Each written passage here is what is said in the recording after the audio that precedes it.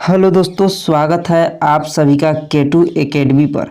आज हम लोग ANM GNM का क्वेश्चन पेपर देखने वाले हैं, जो कि 2023 में पूछा हुआ क्वेश्चन है। और ये जो क्वेश्चन का सेट है वो ए है। 4 सेट में आता है A, B, C और D, जो कि हमारे पास जो क्वेश्चन है वो टाइप A का है। तो हम लोग इसी का आज सॉल्यूशन करेंगे। और इसको में देखिए, इंग्लिश, फिजिक्स, केमिस्ट्री, बायोलॉजी और मैथ का क्वेश्चन है, जिसको में से हम लोग आज के क्लास में फिजिक्स को देखेंगे। तो चलिए नीचे हम लोग क्वेश्चन पे चलते हैं। तो देखिए यहाँ पे क्वेश्चन जो फिजिक्स का है वो क्वेश्चन नंबर 31 से शुरू होता है। यहाँ पे देखिए क्वेश्चन के बारे में दिया हुआ है कि 1 से 30 तक जो क्वेश्चन है वो इंग्लिश का है, फिर 31 से 60 तक क्वेश्चन है जो फिजिक्स का है। तो हम लोग आज फिजिक्स का क्वेश्चन देखेंगे। तो देखिए सबसे पहला क्वेश्चन है फिजिक्स का। फिजिक्स का सबसे पहला क्वेश्चन है, यहाँ पर देखिए, निम्नलिखित में से किस कारक पर एक चालक का प्रतिरोध निर्भर नहीं करता है? तापमान पर, चालक का अनुप्रस्थ काट का क्षेत्रफल पर, या चालक के पदार्थ की प्रकृति पर, या फिर चालक में विद्युत पर। तो यहाँ पे बतलाना है कि किस पर निर्भर नहीं करता है। तो यहाँ पर देखिए इसका जो राइट आंसर हो जाएगा वो चालक में विद्युत पर निर्भर नहीं करता, तापमान पर निर्भर करता है, अनुप्रस्थ काट के क्षेत्रफल पर निर्भर करता है, और चालक के पदार्थ की प्रकृति पर भी निर्भर करता है। इसके बाद देखिए यहाँ पे अगला क्वेश्चन है। अगला क्वेश्चन है, देखिए यहाँ पे 10 वोल्ट विभवांतर वाले दो बिंदुओं के बीच एक 5 कूलम के आवेश को चलाने के लिए कितने कार्य किया जाता है? यहाँ पे देखना है कि कितने कार्य किया जाता है। इसका जो फार्मूला होता है वो किताब में आपको मिल जाएगा, NCERT किताब में, कि दो बिंदुओं के बीच विभवांतर V बराबर किया गया कार्य W बटा आवेश होता है। ये आपको बुक में भी इसका फार्मूला मिल जाएगा। यहाँ पे हम लोग किसी भी क्वेश्चन को याद करने की ज़रूरत नहीं है, हम लोग इसको सॉल्यूशन करके याद कर लेंगे। बाकी आपको सिर्फ फार्मूला भर याद करना है। तो यहाँ पे हम लोगों का आवेश पूछा है। तो यहाँ पे देखिए आवेश बराबर होता है Q बराबर आवेश होता है। तो यहाँ पे हो जाएगा Q बराबर यहाँ पे हम लोग का कार्य पूछा है W बराबर, यहाँ पे देखिए हम लोगों का कार्य पूछा है W बराबर। तो यहाँ पे हो जाएगा W कार्य बराबर V हो जाएगा यहाँ पे गुना Q, V गुना Q। V का मान हम लोगों को यहाँ पे देखिए 10 वोल्ट दिया है और Q का मान 5 कूलम दिया हुआ है। यहाँ पे देखिए तो यहाँ पे सिंपल सा 10 वोल्ट गुना 5 कूलम यानी कि 50 जूल इसका आंसर हो जाएगा। इसका आंसर जो हो जाएगा वो 50 जूल, ऑप्शन नंबर सी पर देखिए। सिर्फ हम लोगों को यहाँ पे फार्मूला भर याद करना है, बाकी आंसर यहाँ पे रटने से कोई भी फायदा नहीं होगा। बाकी यहाँ पे देखिए अगला क्वेश्चन है, 1 ओम बराबर है। 1 ओम बराबर क्या है, इसको भी हम लोगों को रटना नहीं है, बस हम लोगों को फार्मूला इसका देख लेना है। इसका फार्मूला क्या होता है वही हम लोग देखेंगे, बाकी हम लोगों को यहाँ पे याद हो जाएगा। आप लोगों को ओम के नियम याद होगा। ओम के नियम मालूम ही होगा कि V बराबर IR और 1 ओम पूछा है। ओम किसका प्रतिरोधक होता है? प्रतिरोध का होता है ऐसा ही मात्रक ओम, प्रतिरोध यानी कि R। तो यहाँ पे देखिए R बराबर जो हो जाएगा, यहाँ पे देखिए R हो जाएगा R बराबर V बटा I। यहाँ पे देखिए R यहीं पर आ जाएगा और I जो है वो V के नीचे चला जाएगा बटा में। तो R बराबर V बटा I। अब यहाँ पे आ गया प्रतिरोध यानी कि 1 ओम बराबर। 1 ओम बराबर यहाँ पे V जो है वो वोल्ट है। V जो है वो वोल्ट है, यहाँ पे वोल्ट हो जाएगा। और I जो होता है वो विद्युत धारा का जो SI मात्रक होता है वो एम्पियर होता है।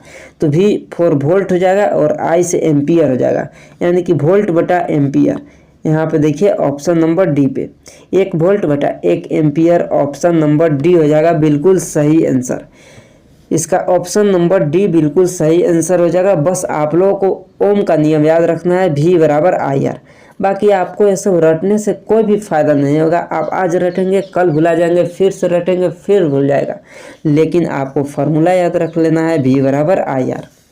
यहाँ तक क्लियर है सभी लोगों का? आप लोग एक बार बतला दीजिएगा।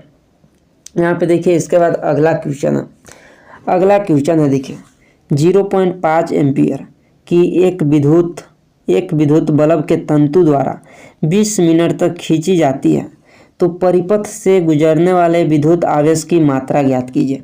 विद्युत आवेश की मात्रा, आवेश को Q से बोलते हैं और जो आवेश का SI मात्रक होता है वो कूलम होता है। तो हम लोगों को यहाँ पे विद्युत आवेश की मात्रा ज्ञात करना है और वो भी 20 मिनट में। कैसे निकालेंगे, इसके लिए जो फार्मूला होता है वो यहाँ पे फार्मूला होता है। यहाँ पे आप लोग को पहले भी बतला है कि जो विद्युत धारा I बराबर होता है आवेश प्रवाह की दर को विद्युत धारा कहते हैं, यानी आवेश प्रवाह की दर Q/T। Q आवेश होता है और T से समय होता है। I बराबर Q/T आवेश प्रवाह की दर को विद्युत धारा कहते हैं। और हम लोग उससे यहाँ पे पूछा है आवेश बराबर, तो यहाँ पे देखिए Q होता है आवेश, Q बराबर हो जाएगा I गुना यहाँ पे T हो जाएगा, IT हो जाएगा यहाँ पे। अब यहाँ पे देखिए पहला नंबर की 20 मिनट है, मिनट को सेकेंड में बदलना होगा, तो सेकेंड में बदलने के लिए 20 को 60 से गुना करना होगा, 60 सेकेंड से। तो यहाँ पे इसका गुना करेंगे तो यहाँ पे आ जाएगा 1200 सेकेंड, 1200 सेकेंड आ जाएगा यहाँ पे T बराबर।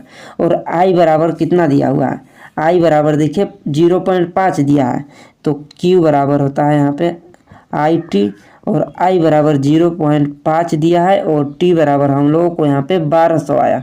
अब इसको हम लोग यहाँ पे गुना कर देंगे तो हम लोगों का यहाँ पे 600 कूलाम आ जाएगा, 600 कूलाम आ जाएगा। क्लियर है, सभी लोगों को समझ में आया तो बतला दीजिए। सभी लोगों को समझ में आ गया तो बतला दीजिए। और बस आप लोगों को यहाँ पे फार्मूला याद कर लेना है। आवेश प्रवाह की दर को विद्युत धारा कहते हैं, I बराबर Q/T होता है, मेन फार्मूला यहाँ पे है।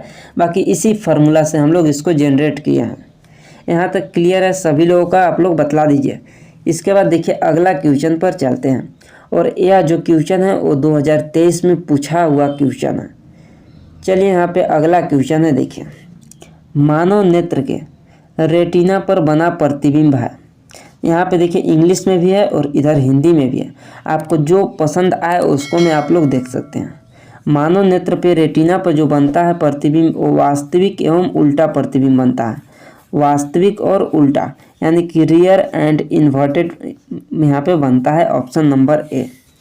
इसके बाद अगला क्वेश्चन है, देखिए यहाँ पे अगला क्वेश्चन है कि प्रतिरोधकता की SI इकाई है। प्रतिरोधकता की SI इकाई क्या है, ओम प्रति मीटर, ओम मीटर या फिर प्रति ओम प्रति मीटर। तो यहाँ पे इसको भी हम लोग निकालते हैं फार्मूला से। तो यहाँ पे आप लोगों को मालूम होगा कि प्रतिरोध R बराबर, यहाँ पे देखिए यहाँ पे देखते हैं R बराबर जो फार्मूला यहाँ पे R समानुपाती होता है L/A के। ये फार्मूला आप लोग ज़रूर देखे होंगे, आप लोग ये फार्मूला ज़रूर किए होंगे। अगर आप लोग नहीं किए हैं तो हमारा इस चैनल पर डेली ANM GNM का क्लास चल रहा है, उसको आप लोग क्लास को डेली देखिए।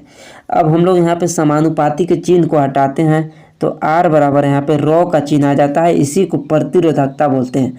रो बराबर रो L/A हो जाता है, L/A हो जाता है। ये जो होता है वो क्षेत्रफल होता है, एरिया, और L जो होता है वो लंबाई होता है। और ये जो रो है इसी को हम लोग प्रतिरोधकता बोलते हैं। तो यहाँ पे देखिए अब हम लोग यहाँ पे जनरेट करते हैं, इसका जो होता है रो बराबर हम लोग का आ जाएगा R को जो A से गुना करेंगे तिरछा तिरछी, तो RA हो जाएगा और L जो है वो नीचे बटा में चला जाएगा। यहाँ तक क्लियर है। अब देखिए यहाँ पे बस आप लोगों को देखना है, जो R का होता है R प्रतिरोध होता है और प्रतिरोध का SI मात्रक ओम होता है। ये जो है वो क्षेत्रफल होता है, क्षेत्रफल का SI मात्रक मीटर स्क्वायर होता है, बटा यहाँ पे L लेंथ है जो कि लंबाई है और लंबाई का जो मात्रक होता है वो मीटर होता है। यही देखिए प्रतिरोधकता का मात्रक है। अब हम लोग देखिए 1 मीटर से यहाँ पे 1 मीटर काट देते हैं, सिर्फ हम लोगों को पास यहाँ पे देखिए बचता है ओम और यहाँ पे मीटर, ओम मीटर। ऑप्शन नंबर यहाँ पे देखिए C पे दिया हुआ है ओम मीटर। कितना इजी है, अगर हम लोग फार्मूला से इसको निकालते हैं तो बहुत इजी है, और अगर हम लोग इसको रटते हैं तो याद नहीं होने पाएगा वैसे। तो इसका जो ऑप्शन नंबर C हो जाएगा बिल्कुल सही आंसर, बिल्कुल सही आंसर हो जाएगा। चलिए इसके बाद अगला क्वेश्चन है। अगर आप लोगों को क्लास पसंद आ रहा है तो आप लोग अभी तुरंत इस क्लास को आप लोग लाइक करिए और अपने सभी दोस्तों के पास शेयर जरूर कीजिएगा। देखिए यहाँ पे अगला प्रश्न है, जब वस्तु को एक अवतल दर्पण के ध्रुव और मुख्य फोकस के बीच रखा जाता है तो प्रतिबिंब खाली स्थान पर बनता है। यहाँ पर देखिए अवतल दर्पण है, अवतल दर्पण में अंदर की तरफ झुका हुआ ऐसा रहता है, परावर्तक पृष्ठ अंदर की ओर होता है। और यहाँ पे बोला है कि यहाँ पे देखिए मुख्य अक्ष है, यहाँ पे फोकस है और यहाँ पे सेंटर है, और यहाँ पे जो दर्पण के मध्य होता है वो पोल होता है। और यहाँ पे बोला कहाँ कहाँ, ध्रुव यानी कि पोल और मुख्य फोकस के बीच। यहाँ पे देखिए हम लोगों का है मुख्य फोकस, मुख्य फोकस यहाँ पे है और ध्रुव यानी पोल यहाँ पे है। इन दोनों के बीच अगर दर्पण हम यहाँ पे रखते हैं तो इसका प्रतिबिंब कहाँ बनेगा, हम लोग देख लेते हैं। एक आता है यहाँ पोल पर जो कि इधर चला जाता है और इसको वर्चुअली इधर लाते हैं पीछे, और एक यहाँ सेंटर से जाता है, इसको भी जाता है तो यहाँ पे वापस आ जाता है, तो इसको भी वर्चुअल यानी कि आभासी प्रतिबिंब पीछे बनाते हैं। यानी कि हमारा जो प्रतिबिंब बन रहा है वो यहाँ पे देखिए दर्पण के पीछे बन रहा है, दर्पण के पीछे। यहाँ पे देखिए ऑप्शन नंबर सी हो जाएगा, दर्पण के पीछे हो जाएगा इसका बिल्कुल सही आंसर। बाकी हम लोग पूरा क्लास डिटेल में कर रहे हैं, जो कि आपको प्लेलिस्ट भी मिल जाएगा, या फिर आप लोग डेली आप लोगों को प्लेलिस्ट मिल जाएगा एएनएम जीएनएम एंट्रेंस एग्जाम के नाम से। और हम लोग डेली यहाँ पे डीप में क्लास कर रहे हैं, पूरा एमसीक्यू के माध्यम से पूरे हम लोग क्लास करने वाले हैं, वो भी एमसीक्यू के माध्यम से। चलिए यहाँ पे देखिए अगला प्रश्न है, दर्पण जिसके परावर्तक पृष्ठ बाहर की ओर वक्रित है, बाहर की ओर जिसका वक्रित होता है उसको उत्तल दर्पण, और अंदर की ओर जैसे यहाँ पे देखें ये है अंदर की ओर वक्रित, इधर जो पेंट किया हुआ है बाहरी, और अंदर की ओर वक्रित है। अंदर की है वह अवतल दर्पण होता है, अंदर की जो होता है वह अवतल दर्पण, और एक होता है इस तरह से उत्तल दर्पण जो कि बाहर की ओर वक्रित होता है। ऊपर वाला जो है यह उत्तल दर्पण है और यह अंदर की जो है वह अवतल दर्पण है। तो यहाँ पे हम लोगों से पूछा है कि बाहर की ओर वो हो जाएगा उत्तल दर्पण, अंदर की ओर होता तो अवतल दर्पण हो जाता। इसके बाद देखिए यहाँ पे अगला प्रश्न है, अगला प्रश्न है देखिए कि उत्तल लेंस को खाली स्थान भी कहते हैं, उत्तल लेंस को अभिसारी लेंस कहते हैं, और अवतल लेंस को अपसारी लेंस, अवतल लेंस को अपसारी लेंस और उत्तल लेंस को अभिसारी लेंस कहते हैं। ये भी बहुत ही इम्पोर्टेंट क्वेश्चन है, बहुत ही इम्पोर्टेंट क्वेश्चन है। यानी अभिसारी लेंस को यहाँ पे कन्वर्जिंग लेंस बोलते हैं और अपसारी लेंस को डाइवर्जिंग लेंस। इसको हम लोग याद करने का सिर्फ एक यहाँ पे देखिए याद कैसे करना है। यहाँ पे देखिए यह है उत्तल लेंस, यह है उत्तल लेंस, यहाँ से हमारा यह है मुख्य फोकस। अगर यहाँ से हमारा आता है कोई रेखा तो यहाँ पे कन्वर्ज करके एक बिंदु पर कर देता है, एक बिंदु पर यहाँ से ला देता है, यह कन्वर्ज करता है, इसीलिए इसको कन्वर्जिंग लेंस यानी कि अभिसारी लेंस कहते हैं। अगर यही होता है अवतल लेंस होता तो डाइवर्ज कर देता, इसको फैला देता है, बिखार देता है, इसलिए इसको डाइवर्जिंग लेंस कहते हैं और इसको अभिसारी लेंस यानी कन्वर्जिंग लेंस कहते हैं। सिंपल सा यही है। इसके बाद देखिए यहाँ पे अगला प्रश्न है, इसके बाद देखिए यहाँ पे अगला प्रश्न है, सितारों का चमकना खाली स्थान के कारण है। बादलों के द्वारा प्रकाश का परावर्तन, धूल कणों द्वारा प्रकाश का प्रकीर्णन, जल के बूंदों के द्वारा प्रकाश का प्रसारण, या फिर तारों के रोशनी, वायुमंडलीय अपवर्तन। तो यहाँ पे देखिए जो सितारों का चमकना यानी कि तारा जो चमकते हैं रात में वो वायुमंडलीय अपवर्तन के कारण चमकते हैं, वायुमंडलीय अपवर्तन के कारण चमकते हैं।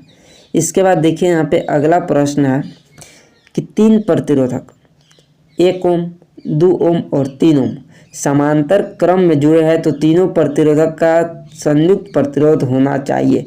यहाँ पे देखिए 2 तरह से क्वेश्चन बनते हैं, एक क्वेश्चन बनते हैं कि श्रेणी क्रम में है और एक क्वेश्चन बनते हैं समांतर क्रम में, और दोनों ही बेहद इजी है। यहाँ पे देखिए अगर जो श्रेणी क्रम में बोलता है तो इसको सिंपल सा जोड़ देना है, 1 + 2 + 3, 3 2 5 और 1 6, यहाँ पे हो जाता है 6 ओम।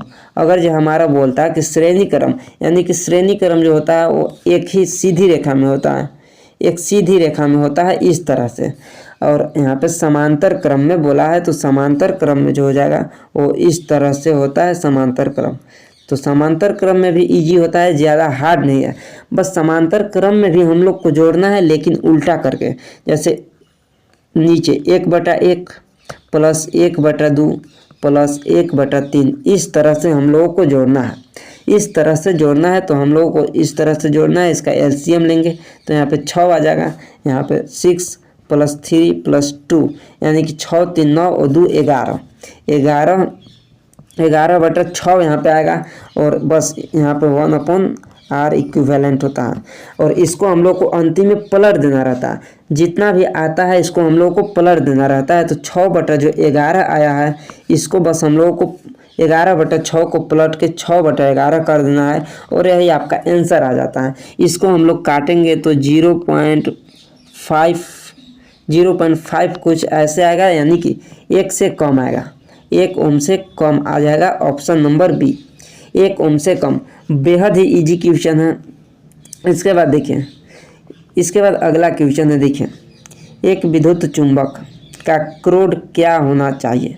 विद्युत चुंबक का जो क्रोड है वो सॉफ्ट होना चाहिए, यानी कि मृदु आयरन, मृदु लोहा होना चाहिए, एकदम सॉफ्ट यानी कि मुलायम होना चाहिए। इसके बाद देखिए अगला क्वेश्चन है, अगला क्वेश्चन है कि विद्युत धारा उत्पन्न करने के लिए प्रयुक्त युक्ति क्या कहलाती है। विद्युत धारा उत्पन्न करने के लिए जनित्र यानी कि जनरेटर, इसको जनरेटर बोलते हैं इंग्लिश में और हिंदी में जनित्र बोलते हैं, जनित्र बोलते हैं इसको। इसके बाद देखिए अगला क्वेश्चन, और ये जो क्वेश्चन है वो 2022 में भी आया हुआ है और 2022 और 2023 दोनों में आया हुआ यह क्वेश्चन है कि लघु परिपथ के समय परिपथ में जो विद्युत होता है वो भारी रूप से बढ़ जाता है, यानी कि जो शॉर्ट सर्किट हो जाता है, शॉर्ट सर्किट यहाँ पे देखिए शॉर्ट सर्किट हो जाता है तो इसका में प्रतिरोध बिल्कुल 0 हो जाता है, R बराबर 0 हो जाता है और I होता है वो हाई हो जाता है, भारी रूप से बढ़ जाता है, I एकदम हाई हो जाता है। यहाँ तक I जो है वो विद्युत धारा को बोलते हैं, I विद्युत धारा को बोलते हैं जो कि हाई हो जाता है, यानी कि इंक्रीजेज हैवली, भारी रूप से बढ़ती है विद्युत धारा। इसके बाद अगला क्वेश्चन है, देखिए अगला क्वेश्चन है, देखिए यहाँ पे विद्युत ऊर्जा का वाणिज्यिक इकाई क्या है, और ये क्वेश्चन 2022 में भी आया हुआ है। और बाकी इसका PDF जो आप लोगों को चाहिए तो टेलीग्राम पर हम दे देंगे, टेलीग्राम आप लोग ज्वाइन कर लीजिएगा, डिस्क्रिप्शन में लिंक दिया हुआ है टेलीग्राम का, या फिर आप लोग सर्च कीजिएगा K2 एकेडमी, आपको मिल जाएगा वहाँ पे डिस्क्रिप्शन, वहाँ पे टेलीग्राम चैनल मिल जाएगा। विद्युत ऊर्जा का वाणिज्यिक इकाई होता है किलोवाट घंटा, किलोवाट घंटा होता है। अगला क्वेश्चन है कि तांबे के एक आयताकार कुंडली को एक चुंबकीय क्षेत्र में घुमाया जाता है तो प्रेरित विद्युत की दिशा खाली स्थान में परिवर्तित होती है तो आधा घूर्णन में परिवर्तित होती है। इसके बाद देखिए अगला क्वेश्चन है, ये वाला जो पेज है वो अच्छा से फोटो नहीं आ पाया है, इसलिए आप लोग हल्का सा देख लीजिएगा, ब्लर है हल्का सा, लेकिन हम यहाँ पे बोल देते हैं। एक नेत्र लेंस की फोकस लंबाई में परिवर्तन खाली स्थान के कारण होता है तो सिलियरी मांसपेशियां के कारण होता है परिवर्तन। Option number c, ciliary muscles, ciliary muscles. इसके बाद अगला क्वेश्चन है, देखिए अगला क्वेश्चन है कि परिपथ आरेखों में एक प्रतिरोध R का प्रतिरोधक को दर्शाने वाला चिन्ह। यहाँ पे प्रतिरोधक जो होता है R जो है प्रतिरोध, उसको इस तरह से दर्शाते हैं, इस तरह से ऑप्शन नंबर डी पे दिया है। लेकिन अगर हम लोग से यहाँ पे सेल यानी कि बैटरी पूछ दे तो ऑप्शन नंबर ए हो जाएगा बैटरी। ऑप्शन नंबर जो बी है वह कुंजी, यानी कि कुंजी इसको बोलते हैं, कुंजी यानी कि स्विच इसको बोलते हैं, स्विच। और ऑप्शन नंबर सी है जो है प्रेरकत्व है, और ऑप्शन नंबर डी जो है प्रतिरोध है। इसके बाद अगला क्वेश्चन है क्वेश्चन नंबर 49, निम्नलिखित में से कौन सा एक परिपथ में विद्युत शक्ति को नहीं दर्शाता है। विद्युत शक्ति को नहीं दर्शाता है वो I/R² है। और कैसे है हम लोग इसको भी अभी देखते हैं, इसको याद करने की ज़रूरत नहीं है, हम लोग यहाँ पे देख लेते हैं। देखिए यहाँ पे शक्ति का जो फार्मूला होता है P बराबर होता है VI, शक्ति का फार्मूला होता है P बराबर VI। अगर जो हम लोग V की जगह पे, यहाँ पे देखिए V की जगह पे हम लोग मान रखते हैं IR, V बराबर IR होता है, ओम के नियम से आप लोग को बतला है, और यहाँ पे गुना I पहले से ही है तो एक और फार्मूला निकल कर आता है I²R। एक और फार्मूला यहाँ पे हम लोग का निकल कर आता है I²R। एक देखिए VI हो गया, दूसरा फार्मूला IR², यहाँ पे देखिए IR², एक है VI, दो फार्मूला हो गया, तीसरा फार्मूला है V²/R। ये कहाँ से आया इसको भी हम लोग देखते हैं। यहाँ पे देखिए P बराबर जो है वो VI है, इसी फार्मूला से एक और फार्मूला हम लोग यहाँ पे जनरेट करते हैं ओम के नियम से ही। देखिए यहाँ पे V को रहने देते हैं ऐसे ही, और जो I है इसको हम लोग रखते हैं, देखिए V बराबर IR, ओम के नियम I बराबर हो जाएगा V/R, I बराबर V/R। तो यहाँ पे देखिए V को ऐसे ही रहने देते हैं और I बराबर V/R, और V से V में गुना करेंगे तो V² और बटा में R नीचे है। देखिए ऑप्शन नंबर डी। कितना इजीली यहाँ पे फार्मूला, हम एक फार्मूला बस हम लोगों को याद है कि P बराबर VI होता है, और इसी से हम लोग ओम के नियम का मान रखकर यहाँ पे 3 फार्मूला क्रिएट कर लिए। तो यहाँ पे आप लोग देख लीजिए क्लियर, इसका जो ऑप्शन नंबर बी है वो नहीं होगा। बाकी इसके अलावा शक्ति का जो फार्मूला है ये तीनों है, I²R VI और V²/R, ये तीनों फार्मूला शक्ति का है। यहाँ तक क्लियर है सभी लोगों का? यहाँ तक सभी लोगों का क्लियर है तो जल्दी से आप लोग लाइक कर दीजिए, बहुत ही कम लाइक है, आप लोग जल्दी से लाइक कर दीजिए और अपने सभी फ्रेंड के साथ शेयर कर दीजिए। चलिए इसके बाद अगला क्वेश्चन है, और चैनल पर जो नए होंगे वो चैनल को सब्सक्राइब भी कर लेंगे डेली, क्योंकि ANM GNM के लिए स्पेशल क्लास चल रहा है। चलिए इसको बतलाइए। 1 मिली वोल्ट बराबर होता है, 1 मिली वोल्ट बराबर 10⁻³ वोल्ट हो जाएगा, 10⁻³ वोल्ट। अगर 1 माइक्रो वोल्ट, यहाँ मिली की जगह अगर माइक्रो रहता, माइक्रो वोल्ट, तो 10⁻6 हो जाता। मिली है तो 10⁻3, अगर माइक्रो होता तो 10⁻6 हो जाता। इसका ऑप्शन नंबर सी हो जाएगा बिल्कुल सही आंसर। ऑप्शन नंबर सी हो जाएगा इसका राइट आंसर। इसके बाद देखिए यहाँ पे अगला क्वेश्चन है। अगला क्वेश्चन है कि मानव नेत्र विभिन्न दूरियों पर वस्तुओं पर नेत्र लेंस की फोकस लंबाई को समायोजित करते हुए फोकस कर सकता है, यह खाली स्थान के कारण होता है। तो यह जो है वो समायोजन के कारण होता है।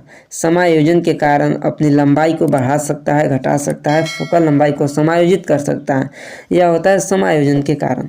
Option number b. इसके बाद देखिए यहाँ पे अगला क्वेश्चन है। अगला क्वेश्चन है देखिए, किसी दिए गए धात्विक तार की विद्युत प्रतिरोध यानी रेसिस्टिविटी इसके खाली स्थान पर निर्भर करता है। इसकी मोटाई पे, इसकी आकृति पे, पदार्थ की प्रकृति पे, या फिर इसकी लंबाई पर, किस पर निर्भर करता है? मतलब ये किस पर निर्भर करता है? तो पदार्थ की प्रकृति पर निर्भर करता है। Option number c. Option number c. और एक अगला क्वेश्चन और बहुत ही इम्पोर्टेंट क्वेश्चन, यहाँ पे देखिए ये बहुत ही इम्पोर्टेंट क्वेश्चन है कि दो बिंदुओं A और B के बीच समांतर में जुड़ी है, तो इन बिंदुओं के बीच अपरिवर्तित रहने वाली भौतिक मात्रा क्या है? यानी कि इस तरह से अगर जो जुड़ा हुआ है तो कौन है जो कि अपरिवर्तित रहता है, यानी कि जो परिवर्तित नहीं होता है? क्या वह विद्युत है, वोल्टेज है, प्रतिरोध है, या इनमें से कोई नहीं? तो देखिए अगर जो समांतर क्रम में दिया है तो समांतर क्रम में वोल्टेज अपरिवर्तित होता है, समांतर क्रम में वोल्टेज अपरिवर्तित होता है। लेकिन अगर यहाँ पे श्रेणी क्रम में दे दिया, इस तरह एक लाइन में श्रेणी क्रम में होता है, अगर श्रेणी क्रम में दे दिया तो क्या अपरिवर्तित होगा? अगर श्रेणी क्रम में दे देता है तो विद्युत धारा यानी कि I अपरिवर्तित रहता है, और समांतर क्रम में वोल्टेज अपरिवर्तित रहता है। और बहुत ही इम्पोर्टेंट क्वेश्चन है, इस बार आपका आने वाला क्वेश्चन है, इसको आप लोग जरूर याद कर लीजिएगा। इसके बाद देखिए अगला क्वेश्चन है। अगला क्वेश्चन है देखिए यहाँ पे, चुंबक के भीतर क्षेत्र की रेखाएं खाली स्थान चलती है। चुंबक के भीतर और चुंबक के बाहर, यहाँ पे देखिए यह है चुंबक। चुंबक में एक होता है नॉर्थ और एक होता है साउथ। अगर चुंबक के बाहर पूछा होता तो चुंबक के बाहर उत्तर से दक्षिण, चुंबक के बाहर उत्तर से दक्षिण की ओर होता है। और लेकिन चुंबक के अंदर अगर यहाँ पे देखिए क्वेश्चन पूछा हुआ है तो चुंबक के अंदर दक्षिण से उत्तर हो जाएगा। Option number B. Option number b, इसको आप लोग जरूर याद रखिएगा। चुंबक के बाहर उत्तर से दक्षिण और चुंबक के अंदर जो है वो दक्षिण से उत्तर। Option number B. Option number B यहाँ पे क्लियर हो जाएगा इसका right answer. Option number B हो जाएगा इसका बिल्कुल सही आंसर। इसके बाद देखिए अगला क्वेश्चन है, कूलाम खाली स्थान का एसआई क्या है? कूलाम जो है वो आवेश का एसआई मात्रक है, इसको हम बतलाए थे। आवेश को क्यू से बतलाते हैं, हम इसको बतलाए थे पहले ही, और इसका एसआई मात्रक होता है कूलाम। आवेश का एसआई मात्रक कूलाम होता है। देखिए यहाँ पे अगला क्वेश्चन है, और अब की बार जो क्वेश्चन है वो श्रेणी क्रम में यहाँ पे है। वहाँ पे श्रृंखला यानी समांतर क्रम में था, यहाँ पे श्रेणी क्रम में है। 10 ओम, 40 ओम और 30 ओम प्रतिरोधक श्रृंखला यानी कि श्रेणी क्रम में है, एक ही लाइन में है। यहाँ पे देखिए 10 ओम, 40 ओम और 30 ओम, यहाँ पे 10 हो जाएगा, यहाँ पे 40 हो जाएगा, यहाँ पे 30 हो जाएगा।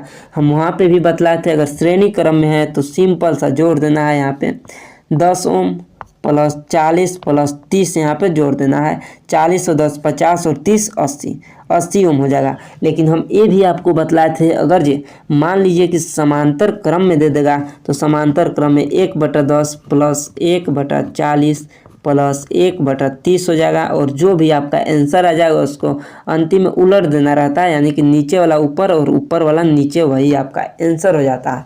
हम क्वेश्चन नंबर शायद 41 में वो क्वेश्चन था, 1 ओम 2 ओम और 3 ओम था, जो इसका मान आया था 1 से कम, याद होगा आप लोगों को। चलिए इसके बाद अगला क्वेश्चन है, देखिए लेंस सूत्र है, एक आता है दर्पण सूत्र, एक होता है दर्पण सूत्र और एक होता है लेंस सूत्र। ये दोनों याद रखना है। लेंस सूत्र 1/v माइनस 1/u बराबर 1/f, और दर्पण सूत्र में बस हल्का सा अंतर होता है, 1/v प्लस यहाँ पे होता है 1/u बराबर 1/f, बस हल्का सा का अंतर होता है, बस यहाँ पे प्लस और माइनस। अगर यहाँ पे लेंस है तो माइनस, अगर यहाँ पे दर्पण होता है तो यहाँ पे बीच में प्लस हो जाता है, बस इतना सा ही फर्क होता है। ऑप्शन नंबर बी हो जाएगा 1/v minus 1/u is equal 1/f। इसके बाद देखिए अगला क्वेश्चन है कि निम्नलिखित में से प्रोटॉन की कौन सी विशेषता एक चुंबकीय क्षेत्र में मुक्त घूमने पर परिवर्तित होती है, तो वह है वेग। वेग हो जाएगा इसका राइट आंसर। इसके बाद देखिए अगला क्वेश्चन है कि परावर्तन का नियम खाली स्थान पर लागू होता है केवल समतल दर्पण में, केवल अवतल दर्पण में, केवल उत्तल दर्पण में, या फिर आकृति के निरपेक्ष सभी दर्पण में। परावर्तन के नियम जो होते हैं वो सभी, जो आकृति के निरपेक्ष सभी दर्पण पे, सभी तरह के दर्पण पे लागू होता है परावर्तन के नियम। अगला क्वेश्चन है, और यह देखिए क्वेश्चन नंबर 60 जो कि फिजिक्स का लास्ट क्वेश्चन है कि प्रकाश खाली स्थान में सबसे तेज चलता है, जल, कांच, वायु और हीरा। तो देखिए अकॉर्डिंग टू ऑप्शन, ये जो ऑप्शन दिया है इसके अनुसार वायु हो जाएगा। अगर ये ऑप्शन में बदलाव आता है तो आंसर में भी बदलाव आएगा, क्योंकि ये जरूरी नहीं कि हर समय वायु में ही तेज होता है। आप लोग यहाँ पे देखिए जिसका अपवर्तनांक कम होता है उसको में आप लोग मार सकते हैं। अपवर्तनांक देखिए ये चारों ऑप्शन में से सबसे कम अपवर्तनांक वायु का ही है, हवा का ही है, और सबसे ज़्यादा तेज हवा में ही चलेगा। जिसका अपवर्तनांक कम होता है उसी में प्रकाश सबसे तेज चलता है।